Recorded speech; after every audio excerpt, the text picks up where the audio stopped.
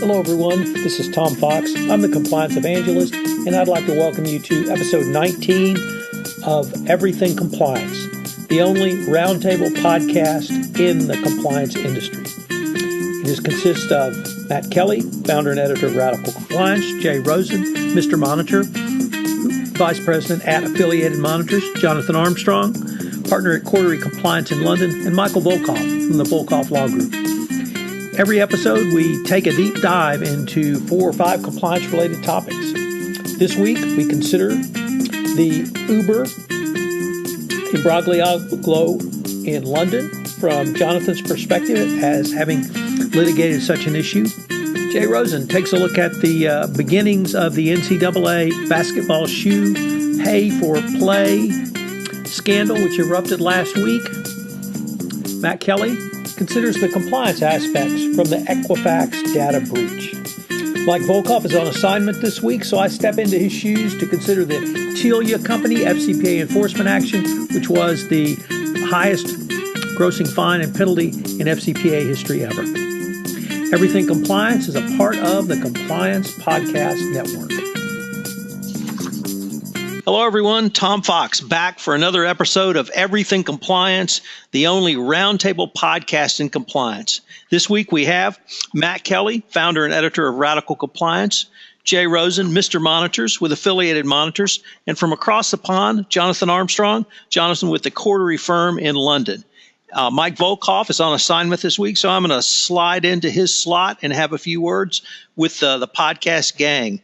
Guys, we've got some really juicy topics with it this week, so I thought we might go in reverse order. Jonathan, what is on your mind this week?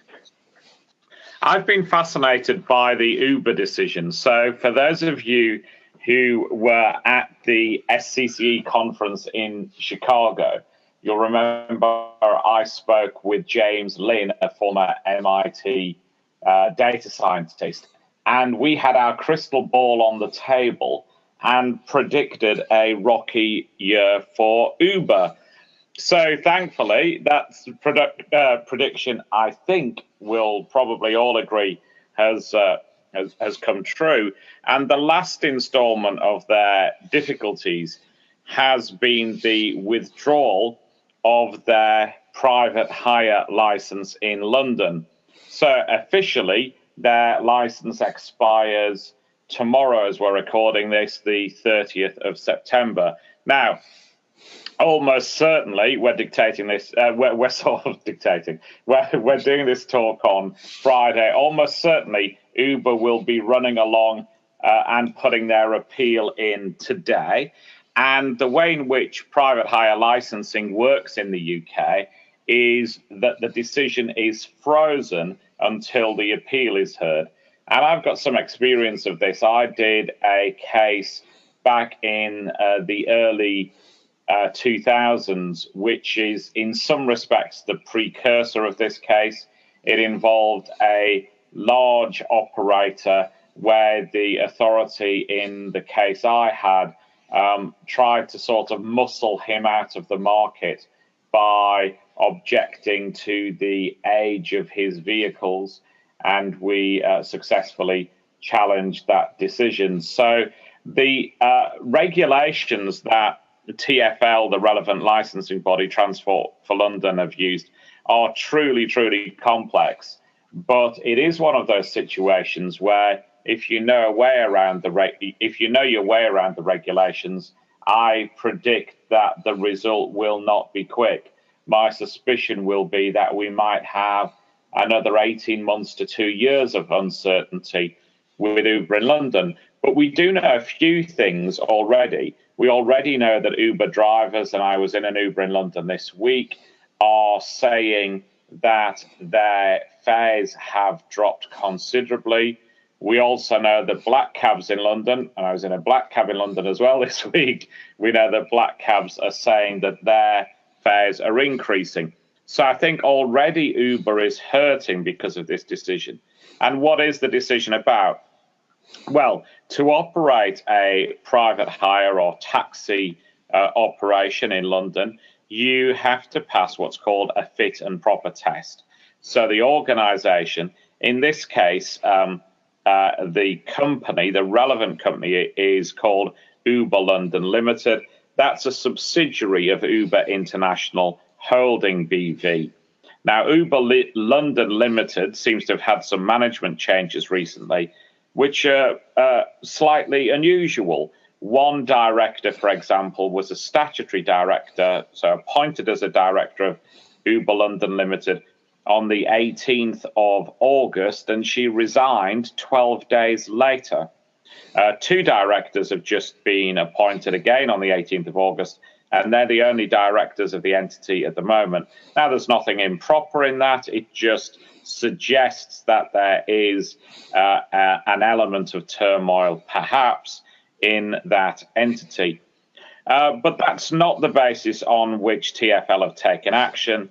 They've effectively got four things that they say Uber have done wrong. Firstly, they haven't reported serious criminal offences. There are allegations, for example, of rapes that weren't reported when they should have been. Secondly, the TfL don't like the way in which they're obtaining medical certificates. This is a complex area, set to be more complicated as well, because the new UK data protection bill has specific legal provisions relating to things like medical certificates. Thirdly, its approach to how criminal record checks are done on drivers. And then fourthly, and perhaps more interestingly, TfL have been following these allegations that Uber have used a software application that they call Greyball, and basically this software application within the Uber program was alleged to be able to detect when things like mystery shopper operations might be taking place from the regulatory authorities. So allegedly it instructed drivers to behave in a different way when they thought that regulatory or law enforcement officials were about the place.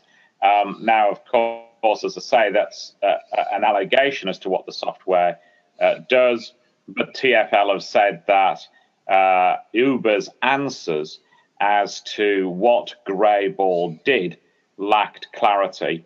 For the interest of balance, we should say that it looks as if Uber's new CEO, Dara, I'm going to pronounce this wrongly, so I apologize, Kozaraushashi, does seem to have picked up the ball very quickly. He has made reassuring noises to Uber's staff globally.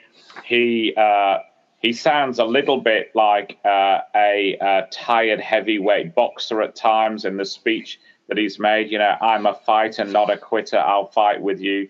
This sort of language. But to his credit, he does seem to be wanting to lead this personally. My understanding is he's arranged to get on a plane and he's meeting with TfL on Tuesday to try and sort out what he can with them.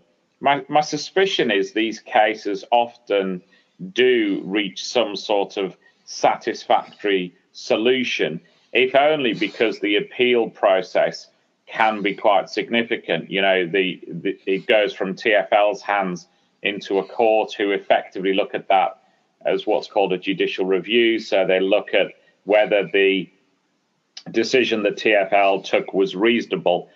Some people I have heard are saying that the limb 3, if you like, particularly the allegations about the disclosure and barring checks, may not stand up to scrutiny. I don't have any special knowledge on that, but Greyball particularly might be a difficulty for them, and that's one of the things that we were talking about in Chicago a year or so ago, that Uber run all sorts of things within their apps that perhaps aren't as well disclosed as they should be. And maybe that's something else that will be on the agenda of the new CEO. And he talks in his speech about increased transparency, et cetera, and maybe that's a lesson learned for them. So, Jonathan, there's quite a bit to unpack from that. Anytime Uber is involved in a city or a regulatory issue, there's an economic component, there is a trade union component, obviously a political component, technological component, a legal component, and then there's the consumer component. Those of you, for instance, who've ridden Uber, and Jay and I are big fans of Uber. I was very intrigued by the initial response from Uber, which I assume came from Uber UK, which was they attacked not only the mayor, but the City of London and the licensing bureau. And then we had this very public apology from the CEO of Uber, with the varied and disparate interests that are involved in this decision. Any thoughts on, I guess I wanted to maybe draw out a little bit more of the legal basis from your experiences in handling these types of cases. Yeah, my knowledge of these cases is somewhat historic, but from my point of view, it all really will turn on the reasonableness of the licensing officer. In the case that I had, obviously, my job as an advocate in the case was to prove that there was something else going on. In our case, it seemed to be a vendetta on behalf of the licensing authority against my client. There will be, I assume, similar allegations made in this case. But the difficulty, I think, might well be for Uber that the TfL is effectively part of the Mayor of London's remit.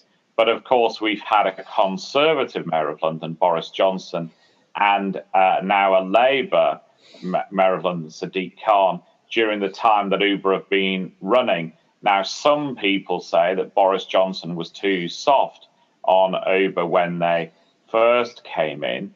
I noticed, perhaps entirely coincidentally, yesterday, at least one Uber driver being pulled over at the side of the road for a random vehicle check. Now, obviously, all of these things matter. If Uber are going to attack the licensing authorities and they can produce records of, let's say, 10 vehicles having tires without the proper thread, then that will prove to have been a bad strategy from Uber's point of view. So usually I think these cases, if you're going to try and get a result, you need a sort of, whatever the cliche is, an iron fist inside a velvet glove. You've got to have this strategy of looking at your legal challenge, but also being prepared to reach out to the licensing authorities. And this is where I think Dara, I'm going to call him that because he looks the type of chap who wants to be called Dara. And also, as I say, I can't pronounce his surname. But I think that's where Dara's strategy is going to be correct, to sort of reach out to TfL and try and take the heat out of the situation, go along, apologise, and try and work out a way of moving forward. So, Matt or Jay, any thoughts? Well, I don't necessarily have too many thoughts about the London action specifically, but I was interested also to see this week that apparently Uber is either in the midst of or already has been exiled from Quebec as well here in North America. That there are some disputes there about training requirements for Uber drivers. I will admit I have only seen this in passing, so I am not clear, is Uber taking its ball and going home because they don't want the training requirements, or are they being exiled because the Quebec government has said you must do this and they can't? I don't know who is dumping whom here, but I know that that's another eruption. I am struck that in London, this seems to be the first time I've seen a regulator take an action more on what I'll call moral grounds, where, Uber's already been kicked out of Austin, Texas, and who knows what might happen in Quebec. But those are more on technical grounds. They weren't complying with license obligations. I mean, there seems to be an extra element in London of, we just don't like how Uber behaves itself, which is different. And I'll be curious to see how that shakes out. Mr. Rosen?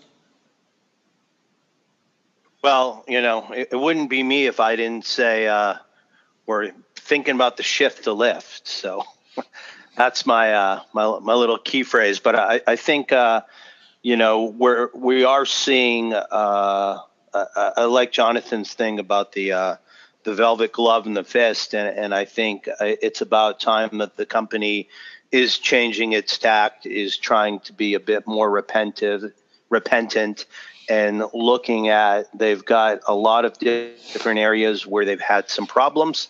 So it's good to see now that they're at least extending an olive branch and trying to catch this falling knife and not have too much of their business erode away to competitors. Well, all very interesting. Well, Jonathan, we'll be interested to see what updates you might have from us, and we will follow this quite closely. So, Matt Kelly, what is on your mind? Well, these days, this week in particular, I have been thinking a lot about cybersecurity and the lack thereof at several different institutions. We had a lot of action coming out of the cybersecurity and compliance world.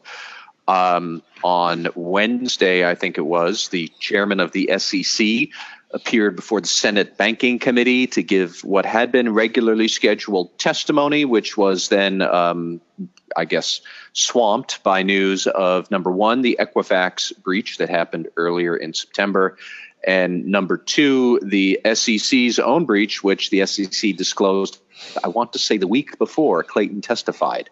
And he will be appearing in early October in front of the House Financial Services Committee. So he's doing his tour of duty at the woodshed. I wanted to talk for a moment or two about Equifax specifically, but really talk about how this is a teachable moment for the compliance community about how they can work with the IT security people at your enterprise. Because a lot of people say, yes, we should panic about cybersecurity, but they don't really know how to panic effectively. And I had some thoughts about how you can panic more effectively with some of the other people in your organization as they panic. Equifax itself, I almost don't even know that it's worth talking about anymore. It's been talked about to death. Suffice to say, ever you think you should do for data breach disclosure, Equifax didn't do it. This was a mess. This was terrible.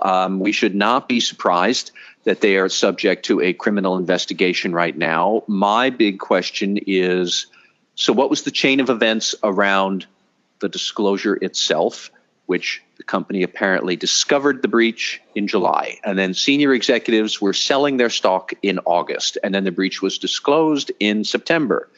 Either the executives knew about the breach and sold stock anyways, which is just awful on multiple levels, or these are senior executives who didn't know about the breach, in which case, why wouldn't you? This was a big deal. And I mean, the CFO was one of these people under scrutiny. In what world would a CFO not be immediately aware that you had a disastrous data breach? So questions like that. I think you have a policy management concern about the Equifax breach itself. The weakness that caused it was in open source software that Equifax was using, and the breach was, the vulnerability in the software was discovered in March. So why didn't Equifax patch it? Why does it not have automated patch management as a policy? If it did, it didn't work. So how would you confirm that these kind of things do or don't work? So, there's the optics and leadership part of this, and then there is the mechanics and control part of this. And Equifax flunked on both parts. But that said, I actually really like the Equifax and SEC breaches for two of them together, for the reason that they really show the changing nature of cybersecurity risk in the landscape of corporate IT environments here. So some background so people can understand this. The IT environment, as IT people like to call it, and your company, they define it in terms of layers. You have a physical layer. That's the hardware, the computers, the servers, and all of that that's actually in your office. You have the network layer, which is how all of these things are connected and how are they connected to your database. Then you have the application layer, and the applications are sitting on top of all of this. And this is where the risk is, because applications are where your IT environment intersects with actual human beings. Some of them are employees, some of them are some dude on the internet who's surfing by your website, but that's where the front door is. It's at the application layer. And I think the issue that compliance officers want to understand is that we've moved to web enable all of these applications. And so the cybersecurity risks that you have moved from the hardware, from the physical layer and the network layer to the application layer. You know, all of your cybersecurity risks now, they reside right there. Now, that's exactly what happened with the SEC. It had a security flaw in its EDGAR software, and EDGAR is the application that people use because it is web enabled. And somebody somehow exploited that default, that glitch in EDGAR's code to be able to commit a breach in 2016. So basically, my point for compliance officers, you want to think about what's going on. Well, the security risks have moved to the web application layer. So has your company then also shifted your personnel, your policies and controls? Have you shifted all of that to reflect what has shifted in the cybersecurity risk? And I'm going to guess that the answer is no. What I find really interesting is if you listen to podcasts or discussions within the IT security community about all of this, because this is not news to the IT security people. A lot of them will say that the software developers will look at it and says, well, I just build the app. And then it goes to the security guys, and security guys bolt on the security at the end. Now, let me rephrase this sentence slightly. I'm the sales manager. I just come up with the sales strategy with resellers and third agents and intermediaries in emerging markets. The compliance guys go bolt the compliance stuff on at the end. Exact same dynamic, different type of risk. But when that happened with sales, the companies did respond, mostly because of regulatory pressure, but they did respond with all of these compliance efforts and whatnot. Is your company doing that for this same shift in cybersecurity risks? Same kind of thing going on. And are we thinking about security by design? It's not that different than I'm sure Jonathan would say about privacy by design, which is all the rage in Europe. How do you build privacy principles in from the start? Are we building security principles in from the start? Probably not. And finally, now this is my long-winded way of saying, I think this is where compliance officers can have a good conversation with CISOs, because you are uniquely positioned given your bolting of compliance and how does the business own the risk and all this stuff we've talked about for years. You are uniquely positioned to sit down with your CISO and tell him this security at the end strategy is a really bad idea. And so how can you get around these this changing threat? You know, certainly there are some questions around, are you hiring the right personnel and the IT department's going to say, no, we don't have them. We don't have enough. We don't have the budget. Even though they're getting more budget increases, it's not enough. And a lot of these web applications and these application layer risks, they're not even from software you're developing. They're from software somebody else has developed that some employee has downloaded, whether that's Dropbox or any other security concerns you might have from cloud providers.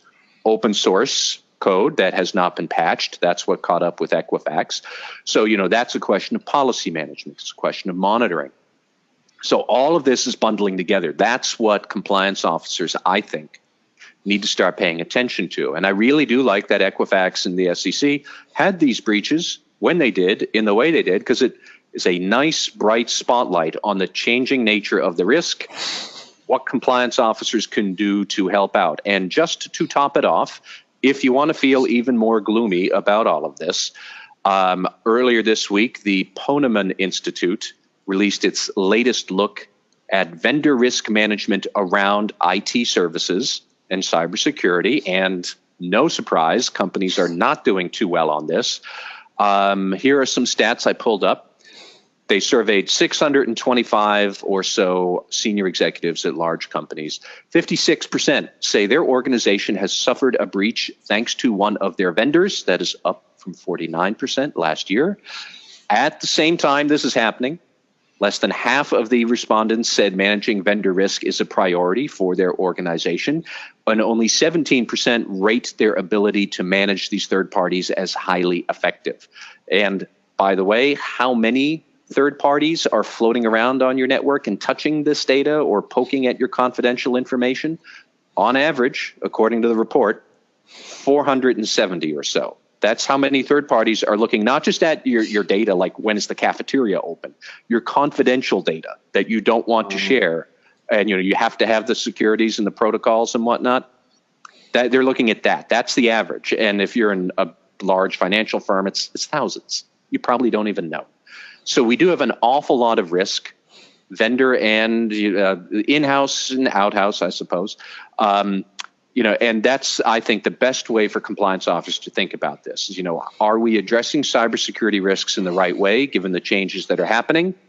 And when we're not, you guys can sit down with your CISO and talk about how you're going to get out of this jam, because we're all in the jam. That's it.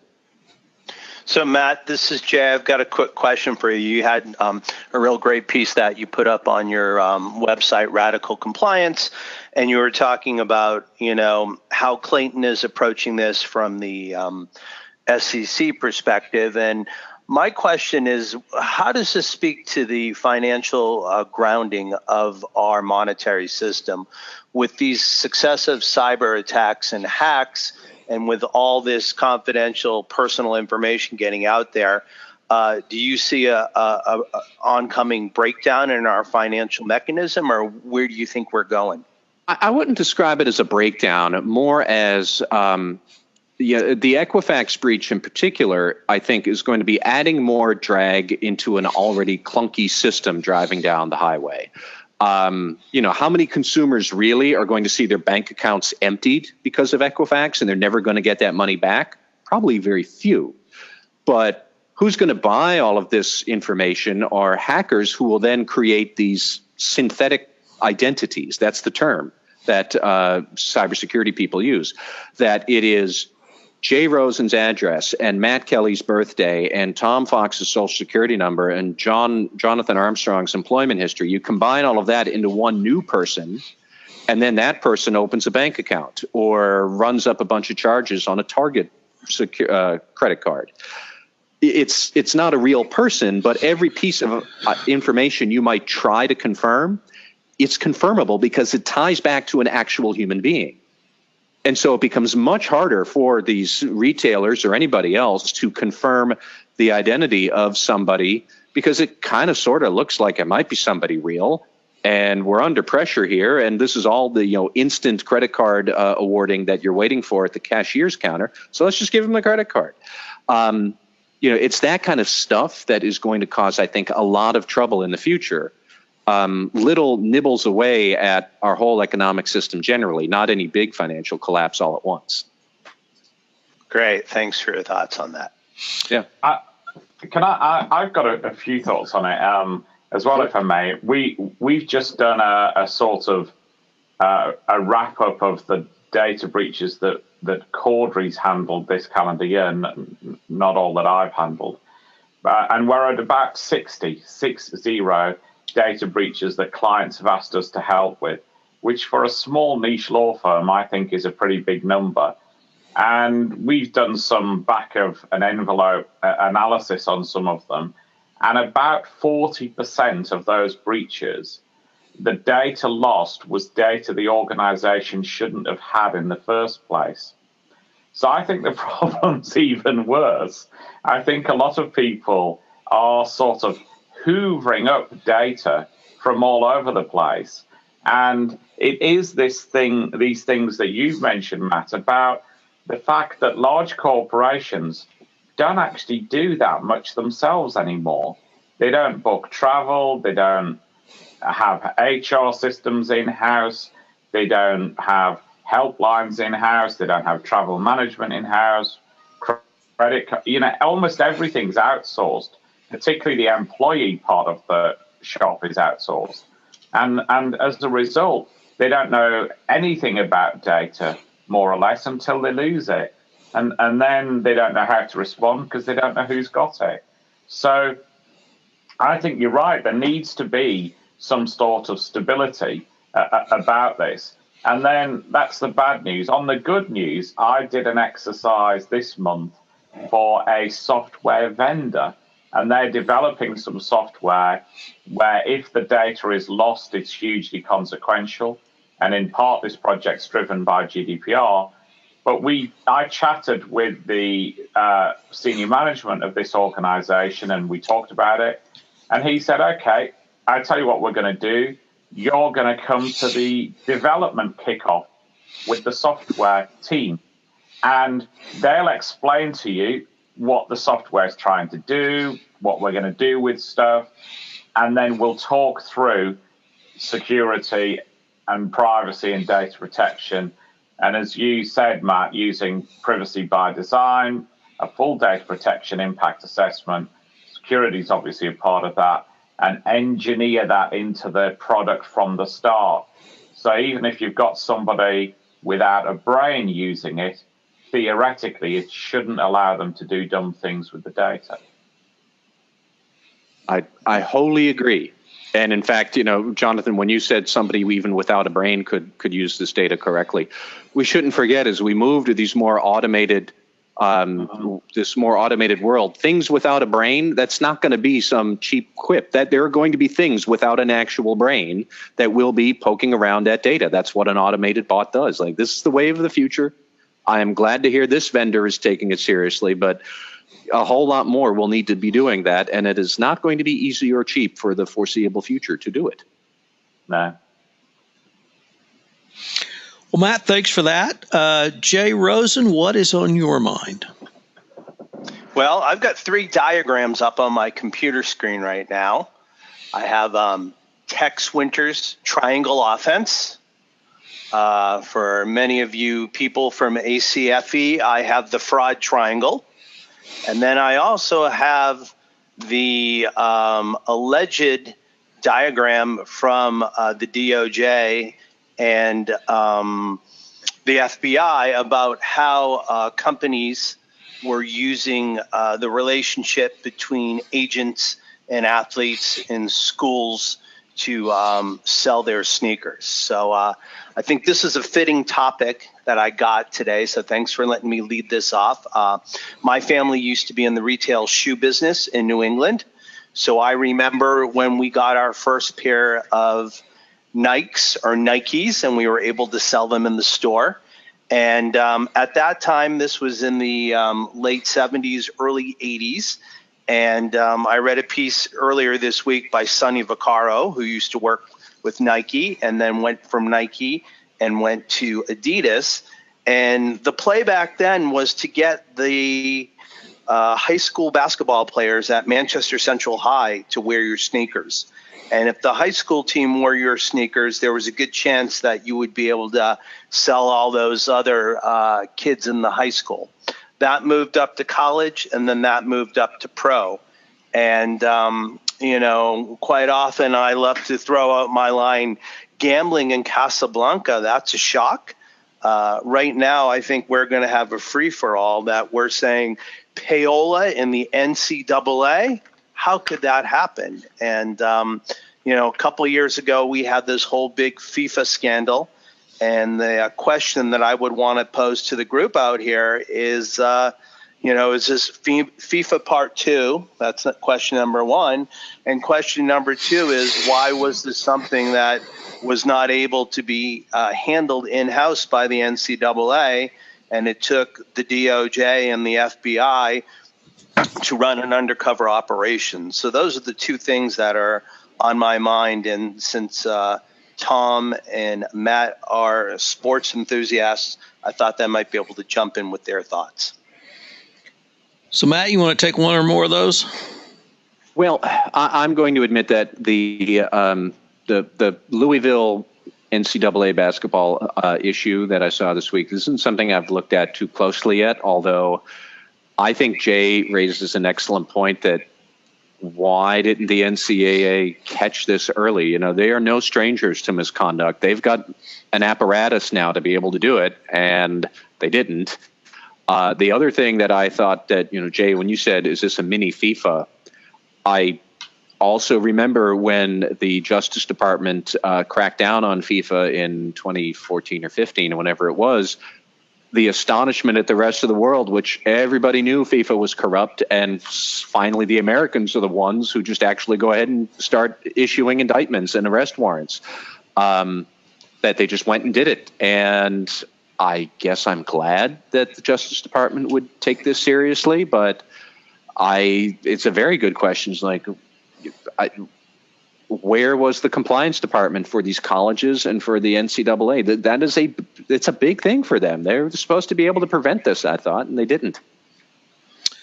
So let me take those in reverse order. And in view of the fact that the top movie is It, starring a clown, and one of my favorite songs is Send in the Clowns, it can only lead to one conclusion, which is the NCAA are clowns. They are completely incompetent, incapable, and indeed have no will to do anything of this nature. They are a member-run organization who wants to beat up on the Johnny Footballs and of the world, and of the student athlete who puts up pictures of his football kicking skills on YouTube to hopefully garner himself a job in the professional ranks, whether that be in the United States, Europe, or Canada. They're very good at that. They have zero ability to investigate a large school and put a large penalty on a large school. If they investigate Ohio State, you better believe that Ohio Wesleyan is going to pay the price in terms of a penalty. They are just incompetent when it comes to investigation. So that's sort of part one. Now let me lead to part two. And Jonathan, I'm going to pitch this to you at the end, because my observation is that they are tied together. And they're tied together for a couple of reasons. One is that FIFA really had no legal or regulatory oversight as any commercial business would in the United States or across the globe. So there was no regulatory body who could enforce something against them. I just eviscerated the NCAA, and hopefully people will understand why they were not capable of doing anything to Louisville or any of these other people. But Jonathan, the thing that struck me that is similar to FIFA is Matt and Jay are absolutely right. In addition to being simply shocked that amateur athletes are being paid, it's been well known for a long time. In fact, the UK press really led the world, I thought, in exposing the corruption of FIFA. And is there something about unique to the UK political system which would allow such a robust investigative press who does undercover sting operations, who gets facts, who publishes those facts, and shares that information with the government, yet you have a government that was either unwilling or unable to move against FIFA? And then kind of what's the role of a government in a national or international sporting organization such as FIFA, but also the International Athletic Association, or you name the international body? So I found a lot to unpack from what Jay said, but also really a lot going forward. Yeah, I think you're right on a lot of fronts. I mean, I think firstly, it's quite timely. I went last night to the Steve Hewlett Memorial Lecture in London, which was presented by a guy called Nick Robinson, who's a well-known BBC journalist. It was an astoundingly good lecture. And it was in part about the history of investigative journalism in the UK and this, what used to be called the publish and be damned attitude, but also, to their credit, something that the BBC has continued in the UEFA investigation, amongst others, really. And so I think that the part of the part of the culture of investigative journalism is inherent in Britain. And I think that does help expose these sorts of scandals. But I think you are right. I mean, I think the culture has been that sport should regulate itself.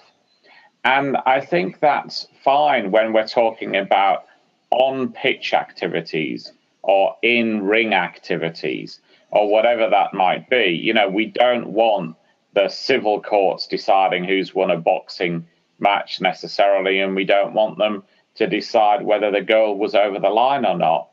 And I think the difficulty we've got is we've started off with this sort of, culture that sport ought to regulate itself, because we've been obsessed with the consequences of in-play activity being second guessed. And somehow we've lost we've almost extrapolated that into saying, well, they can operate in a vacuum for their commercial affairs, and that won't be scrutinized either. And I think going forward, that's the distinction we're going to have to draw much more clearly, that with sporting bodies, they regulate the sport when the game's on for in-game stuff.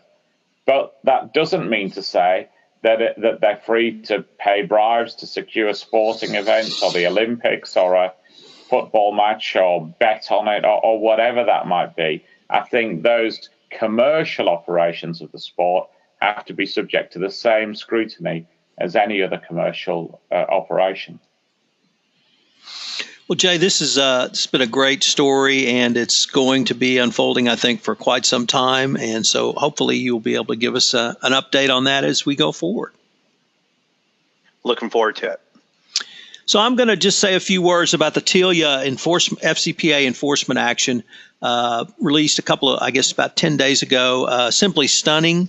The Department of Justice and Securities and Exchange Commission secured the largest FCPA fine in the history of the world ever, $965 million. We have the largest disgorgement at $457 million. And I would just like to maybe throw out three or four little topics for discussion. The first is really around FCPA enforcement itself. And one of my takeaways from the Telia enforcement action is that the Sessions Justice Department is committed to enforcing laws when they're violated. And Sessions, as our colleague Mike Volkov has said, is a law and order guy. He's said he's a law and order guy. And here, the 9 months into the Sessions tenure as the Attorney General, we have the largest FCPA fine ever. Obviously, a large part of the work was done under a prior administration. Nevertheless, the Sessions Justice Department extracted the largest fine ever. So I think when we have a clear, blatant, and systemic bribery and corruption scheme, as we had with Telia, the Department of Justice will vigorously prosecute the case. The second is the role of the board of directors in this case. We had documented, in my mind, evidence of CEO and business unit president involvement in the bribery scheme itself. And my question was, where was the board? So to the former CEO, former head of the Uzbekistan business unit or Asian business unit that this company was under, and then the country manager were all criminally indicted in Sweden. Where was the board? Why were they simply lied to? Did they have their head in the sand? Did they close their eyes? It really speaks to me that the board really needs to probe, and part of your obligation and oversight is to ask some pretty detailed questions so you can get a sense. And finally, the third part is the international cooperation aspect, and then the Carol Brockmeyer, former head of the SEC FCPA unit, phrase of one pie. So we literally had countries across the globe cooperating in the investigation and the enforcement aspect. We have fines shared by the United States, the Netherlands, and Sweden going forward. And one of the things that Kara talked about in her last public remarks at the 2016 ACI National FCPA Conference was that companies need to be prepared to deal with a plethora of investigative and regulatory forces across the globe, and work to get one fine for your entire actions through cooperation, through remediation, and through self-disclosure. We didn't have self-disclosure in this case. Nevertheless, the company was able to secure one fine, and it really speaks to the leadership of both the Department of Justice and the Securities and Exchange Commission as the only prosecutorial group across the globe which has the cachet to lead this type of effort. So with that, I would throw it open to see if anyone else has some observations about the Telia case or anything else, and then from there we'll move on to rants. Tom, I have one question, not necessarily about Telia, but The other day, when the SEC announced that action against Alere Corporation, a biopharma company out here in Massachusetts, I'm still struggling. Was this an FCPA enforcement on the books and records, or was it not? Because they fined the company, I think, $13 million, and they talked about improper payments the company made to foreign officials, but when you look at the complaint, the words Foreign Corrupt Practices Act, they don't actually ever appear in the complaint. So I'm just trying to figure out what happened there. Is that an FCPA thing or is it not? Now, I don't know if anybody has any observations. It was in part an FCPA thing. There were two parts to it. Revenue recognition issues, so that speaks to the books and records component of the accounting provisions. And then there was also ineffective internal controls regarding the recordation of offers and payments to foreign officials. So books and records and ineffective internal controls component of the FCPA without evidence of a bribe having been paid. And Matt, furthermore, they were under a letter of intent to be acquired by Abbott. So my feeling is when Abbott was doing their due diligence, they found some problems and they didn't want to acquire an FCPA issue. So the company needed to remediate this on its own before the merger could go through. Okay. Jonathan, any observations of the largest FCPA case ever from across the pond? I think my only observation is it doesn't seem to have hit the press over here that much, which I think is somewhat surprising. You know, if we look at the column inches we had on Siemens and earlier cases, it doesn't seem to have garnered much attention from what I've seen, which I think is a bit of a surprise, really. Well, gentlemen, with that, we're going to go in reverse order for our rants. I'm going to save mine for the last. So, Mr. Rosen from the left coast, do you have a rant for us today? I don't have a rant. I just have a wish, and I'll echo what I said earlier this morning on our This Week in FCPA. Tonight at sundown, the Jewish holiday Yom Kippur starts. It's one of the holiest days on the Jewish religious calendar, and it's all about making amends. And on Yom Kippur, any sins that have occurred between man and God are automatically absolved, but the sins between man and man cannot be absolved until we ask for forgiveness from the offended party. So I hope in this really noisy political times that some of us can see the light and talk to each other to temper our level of discord and to speak to each other as human beings who have all rights to life, liberty, and the pursuit of happiness. So that is my wish for the new year. Matt Kelly. Yeah, I do have a rant. My rant is tone at the top related. I have been greatly annoyed this week to see all of this news about multiple cabinet secretaries in the Trump administration taking private charter flights here and yon. We have the Health and Human Services Secretary, Tom Price. He has racked up more than $1 million on private chartered flights where he was going around the world. Sometimes he took his wife. Sometimes he was attending a, quote, speaking event, which miraculously happened to fall on a Friday afternoon, very close to where he would have a vacation home, and then he'd fly back on Monday. On another occasion, he had dinner with his son. So that's just him. Then we know that the Interior Secretary, Greg Zinke, Interior Secretary Zinke, I don't know his first name. He also had been taking military and charter flights at great expense when there were commercial flights available. And while this is not a flight related, what I think is a bit of misconduct, I would also single out the EPA Director, Greg Pruitt, who has an 18-person security detail for round-the-clock protection for him. And he is billing taxpayers $25,000 for a soundproof phone booth. So anybody who was a fan of the 60s TV shows, and you remember Get Smart, the TV show. The cones of silence. An actual cone of silence. I didn't know that was a real thing, but apparently it is. And we're building one for him, and it's costing us $25,000. So all of these guys who had spent so much time flaying previous executive administrations for profligate spending are now, they're taking flights to the corner store, for Pete's sake, or they're building all of this, what I think is probably unnecessary extravagance. And so that is poor tone at the top, because it's hypocrisy and people see it. And I would just close by ranting particularly about Tom Price, because he did say he would reimburse taxpayers for the cost of his flights, but he is only writing a check for the amount of a commercial ticket. And the rest of the cost for these private flights, we are yet unclear as to who is going to pay for them. I also don't know. Maybe he's reimbursing us at the economy plus rate because he decided that he's going to take an extra bag. I don't know. I don't know what's going on, but who are you kidding? How on earth can you talk seriously about anything if this is how you conduct yourself? If it happened with the CEO, he or she would be sacked. And we have it all over the place in the Trump administration right now. So I want to go in a little bit different direction, because this podcast will go up in October.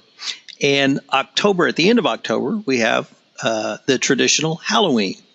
And during the month of October, on Turner Classic Movies, are a series of classic monster movies. Frankenstein, Wolfman, The Mummy, Dracula. If you want to extend it out to The Creature of the Black Lagoon, I'm even good with that. And I'm a huge fan of classic monster movies. I find them to be great theater. I find them to be psychologically fascinating. The camera work and artwork is just outstanding. The acting is superb. I'd like to contrast that with the absolute abomination that came out this past summer when Universal released its second release in its classic monster movie releases of The Mummy. It was a piece of crap, a crap product, a crap movie, a waste of Tom Cruise, and that's really saying something to waste Tom Cruise. So, but it leads to the state of the U.S. movie industry. And the summer receipts were down, and the movie industry can't seem to understand why. Well, the answer is simple.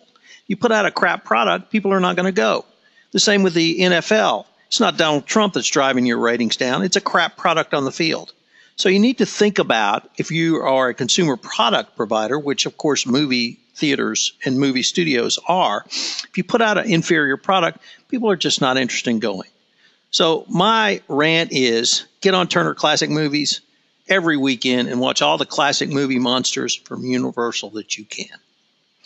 Well, gentlemen, with that, it's been a ton of fun. I hope that you have a great week, and I look forward to getting the gang back together for hopefully a live podcast at SCCE Compliance and Ethics Institute in Las Vegas. This is Tom Fox again. I'd like to thank you for listening to this episode of Everything Compliance. If you have listened to this podcast on iTunes, I would greatly appreciate it if you would rate our podcast, as it would help in our rankings and help get the word out about the only podcast which takes a roundtable of top compliance practitioners and presents them to you.